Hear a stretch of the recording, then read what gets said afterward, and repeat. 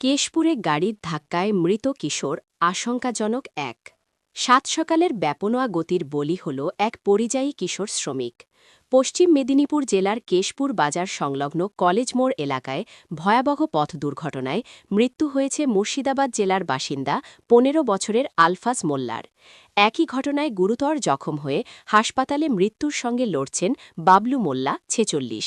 সম্পর্কে তারা প্রতিবেশী বলে পুলিশ সূত্রে জানা গেছে। পুলিশ ও স্থানীয় সূত্রে খবর, মৃত ও আহত দুজনেই মুর্শিদাবাদ জেলার ছোট কাকড়ামড়ি গ্রামের বাসিন্দা।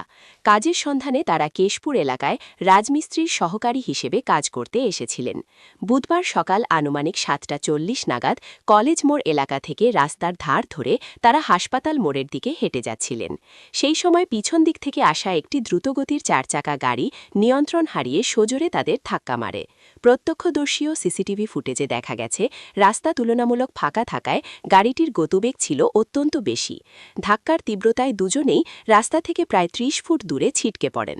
দুর্ঘটনার পর কোনো রকম থামা বা সাহায্য না করেই গাড়িটি মেদিনীপুরের দিকে পালিয়ে যায়। স্থানীয় বাসিন্দারা ছুটে এসে আহতদের উদ্ধার করে কেশপুর গ্রামীণ হাসপাতালে নিয়ে গেলে কর্তব্যরত চিকিৎসক আলফাজ মোল্লাকে মৃত ঘোষণা করেন। বাবলু মোল্লার অবস্থা আশঙ্কাজনক হওয়ায় তাকে তড়িঘড়ি মেদিনীপুর মেডিকেল কলেজ হাসপাতালে স্থানান্তরিত করা হয়। এই মর্মান্তিক ঘটনায় এলাকায় শোকের ছায়া নেমে এসেছে। ভিন জেলা থেকে কাজের সন্ধানে এসে অকালেই প্রাণ হারানো কিশোরের মৃত্যু ঘিরে ক্ষোভ প্রকাশ করেছেন স্থানীয়রা।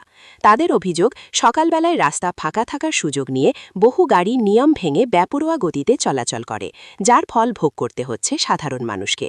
পুলিশ ইতিমধ্যেই সিসিটিভি ফুটেজ খতিয়ে দেখে ঘাতক গাড়ির সন্ধানে তল্লাশি শুরু করেছে।